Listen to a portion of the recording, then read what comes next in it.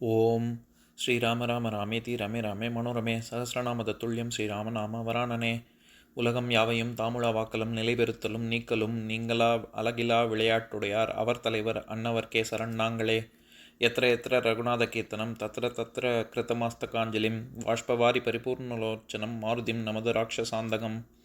அஞ்சிலே ஒன்று பெற்றான் அஞ்சிலே ஒன்றை தாவி அஞ்சிலே ஒன்று ஆறாக ஆரியர்க்காக ஏகி அஞ்சிலே ஒன்று பெற்ற அணங்கை கண்டு அயலாரூரில் அஞ்சிலே ஒன்றை வைத்தான் அவன் எம்மை அழித்துக் காப்பான். இன்னைக்கு நம்ம கம்பராமாயணத்துல பாலகாண்டத்துல தாடகை வதை படலத்துல 51வது பாடல் பார்க்க போறோம். பொன்னெடுங்குன்றம் அன்னான் புகர்முக பகழி என்னும் மண்ணெடுங்காலவன் காற்று அடித்தலும் இடித்து வானில் கல்நெடு மாறி பெய்ய கடையுகத்து எழுந்த மேகம் மின்னொடும் அசனியோடும் வீழ்வதே போல வீழ்ந்தாள். இதுதான் பாட்டு. இப்ப பதம் பிரிச்ச பொருள் பார்க்கலாம். பொன்னெடும் குன்றம் அன்னான், நீண்டு உயர்ந்த பொன்மலையாகிய மேருமலையை போன்ற சலியா தன்மை வாய்ந்த ராமபிரானது புகர்முக பகழி என்னும் முன்புறம் புள்ளிகளையுடைய அம்பு என்ற மண்ணெடுங்கால வன் காற்று நெடிய கடையூழி காலத்து வலிய காற்று அடித்தலும் அடித்தவுடனே இடித்து வானில் கல்நெடு மாறி பெய்ய வானத்தை இடிமுழக்கம் செய்து கல் மழை பெய்வதற்காக கடையுகத்து எழுந்த மேகம், யுகத்தின் கடைசியில் எழுந்த மேகமானது மின்னோடும் அசனியோடும் மின்னலோடும் இடியோடும் வீழ்வதே போல வீழ்ந்தாள். வீழ்வது போல தாடகை வீழ்ந்தாள். இப்ப நம்ம இந்த பாட்டுல இருக்கக்கூடிய நயங்களை பார்க்கலாம். இதுல பொன்னெடும் குன்றம் அன்னான் அப்படின்னா நீண்டு உயர்ந்த பொன்மலையாகிய மேருமலை அப்படின்னு நம்ம பாக்குறோம்ல. போன பாட்டுல கரிய செம்மல் அப்படின்னு ராமரை சொல்லும் பொழுது கரிய செம்மல் அப்படின்னு கருநீலத்தை குறிப்பிட்டு சொன்னாரு. இங்க பொன் போன்ற குன்று மேருமலைன்னு சொல்றாரு. அப்ப கருநிறமா பொன்னிறமா ராமர் அப்படின்னு கேட்டா கருநிறம் தான். இந்த இடத்துல நிறத்தை வச்சு உவமை சொல்லல. சலியாத தன்மை, மலை வந்து மலை மாதிரி நிக்கிறான் அப்படின்னு நம்ம சொல்லுவோம்ல. என்னானாலும் சரி கொஞ்சம் கூட அசையாம துணிவோட இருக்கக்கூடிய தன்மை, அதுக்காக உவமையாக இங்க மலைய இது பொன்மலை ஆகிய மேருமலையை சொல்றாரு. ஏன்னா நம்ம ஏற்கனவே பார்த்திருக்கோம், உவமை அப்படிங்கறதே வந்து 3 விதமாக நம்ம உவமை பொருந்தும்.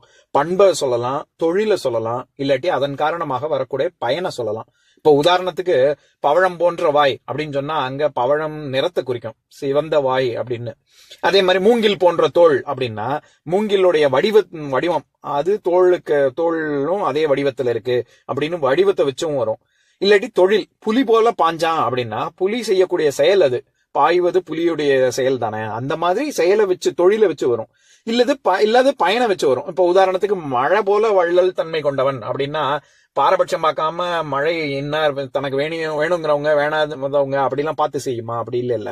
அந்த மாதிரி பயனை வச்சும் வரும். எதுக்கு சொல்ல வரேன், இந்த மாதிரி நம்ம முன்னாடி பாட்டுல கரியசம்மல்னு சொல்றாரு, இந்த பாட்டுல பொன்னெடும் குன்றமன்னான்னு சொல்றாரு அப்படின்னு சொல்லி கம்பர் வந்து முன்னுக்கு பின் முரணா சொல்றாரு அப்படின்லாம் நம்ம நினைக்க கூடாது.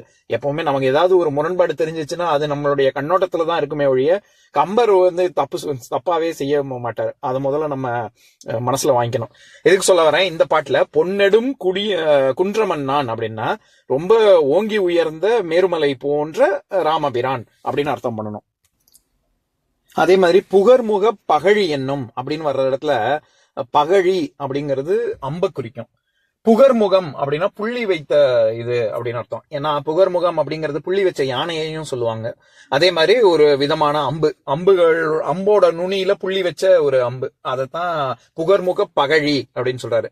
ஏன்னா புறநானூற்று பாடல் ஒண்ணு ரொம்ப பிரபலமான பாடல், அதுல வந்து பகழி அதாவது விழுத்தொடை பகழி அப்படின்னு வரும். அந்த மாதிரி இந்த பாட்டிலையும் பகழின்னா அம்ப குறிக்குது.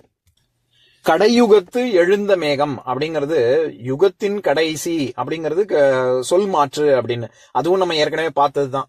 அதாவது கம்பராமாயணத்துல 138வது பாடல்ல அரங்கிடை மடந்தையர் ஆடுவார் அவர் கருங்கடை கண் அயில் காமர் நெஞ்சினை உருங்குவ மற்ற அவர் உயிர்கள் அன்னவர் மருங்குல் போல் தேய்வன வளர்வது ஆசையே அப்படின்னு. ஆடவர்கள் பெண்கள் அந்த கோசல நாட்டுல என்னென்னலாம் பண்ணுவாங்க, பொழுதுபோக்குக்கு என்ன பண்ணுவாங்க அப்படிங்கிற வர்ணிக்கும் பொழுது கம்பர் வந்து கருங்கடைக்கண் அயில் காமர் நெஞ்சினை உருங்குவ அப்படின்னு வர்ற இடத்துல கடைக்கண் அப்படிங்கிறது கண்ணின் கடை அப்படின்னு தான் சொல் மாற்று. முன்னாடி வர்றது பின்னாடியும், பின்னாடி வர்றது முன்னாடியும், அந்த மாதிரி வரக்கூடிய சொற்கள் வந்து சொல் மாற்று அப்படின்னு சொல்லுவாங்க. அதை நம்ம ஏற்கனவே பார்த்திருக்கோம், கடை கண்ணு. அந்த மாதிரி இங்க யுகக்கடை, கடையுகம் அப்படிங்கிறது யுகக்கடை அப்படின்னு வருது. அப்படி அர்த்தம் பண்ணணும். யுகத்தின் கடைசியில ஊழி காலத்துல எழுந்த மேகம். அதே மாதிரி மேகம் அப்படிங்கிறது நம்ம சாதாரண மேகம்னு இல்ல, இந்த இடத்துல புயல் அப்படிங்கிறது மேகமாக ஆகி வருவது. இது வந்து ஒரு ஆகு பெயர். அந்த ஊழி காலத்துல ஒரு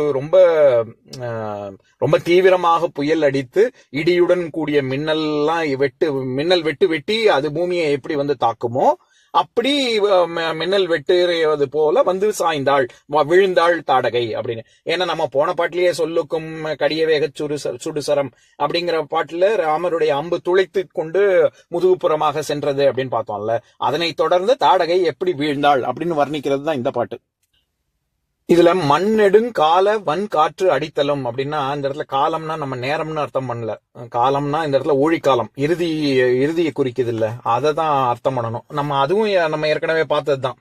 அதாவது 385வது பாடல்ல புதிய கூற்று அணையாள் புகைந்து ஏவிய கதிர்கொள் மூயிலை கால வெந்தி முனி விதியை மேற்கொண்டு நின்றவன் மேல் உவாமதியின் மேல் வரும் கோள் என வந்ததே அப்படின்னு, எப்படி ஈட்டி வந்து அவளுடைய திரிசூலம் எப்படி வந்தது அப்படின்னு வர்ணிக்கிற இடத்துல மூயிலை கால வெந்தி அப்படின்னு வர்ற இடத்துலயே நம்ம காலம்னா நேரம்னு பார்க்க கூடாது, இறுதி பயக்கக்கூடிய யமன் போல வந்ததுன்னு பார்த்தோம்ல. அந்த மாதிரி இங்க மண்ணெடுங்கால வன் காற்று அடித்தலும் அப்படின்னா ரொம்ப வலிமையான புயல் அந்த ஊழிக்காலத்தின் பொழுது எப்படி அடித்து இடி மின்னல்லாம் எப்படி வந்து வெட்டி வந்து சாயுமோ அந்த மாதிரி இப்ப தாடகை சாய்ந்தாள் அப்படின்னு தான் பொருள் கொள்ளணும்.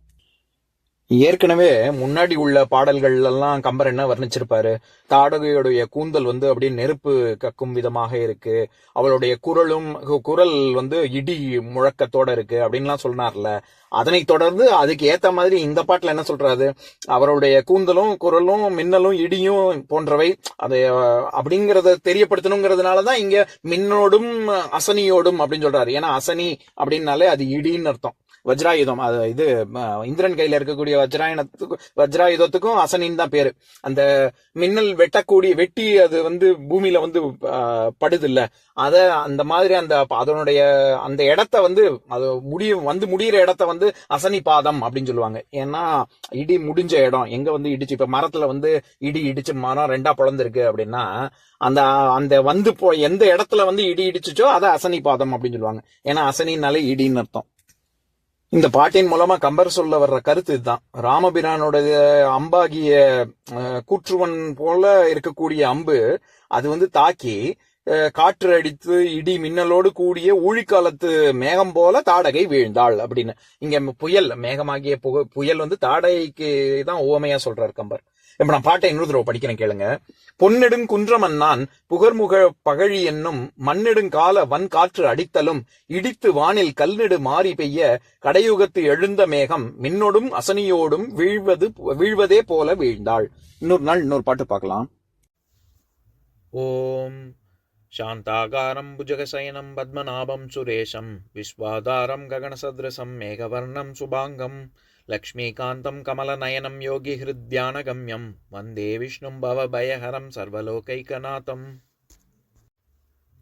உம்பரோடு இம்பர்காரும் உலகம் ஓர் ஏழும் ஏழும் எம்பெருமான் என்று ஏத்தி இறைஞ்சி நின்று ஏவல் செய்ய தம்பியரோடும் தானும் தருமமும் தரணி காத்தான் அம்பரத்து அனந்தர் நீங்கி அயோத்தியில் வந்த வள்ளல்.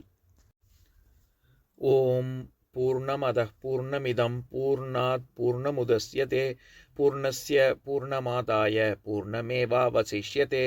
ஓம் சாந்தி சாந்தி சாந்திः. ஓம் சர்வேஷாம் ஸ்வஸ்திர்பவது சர்வேஷாம் சாந்திர்பவது சர்வேஷாம் பூர்ணம் பவது சர்வேஷாம் மங்களம் பவது. ஓம் சாந்தி சாந்தி சாந்திः. ஓம் சர்வே பவந்து சுகினः சர்வே சந்து நிராமயாः சர்வே பத்ராணி பஷ்யந்து மா கஷ்சித் துக்கபாக் பவேத். ஓம் சாந்தி சாந்தி சாந்திः.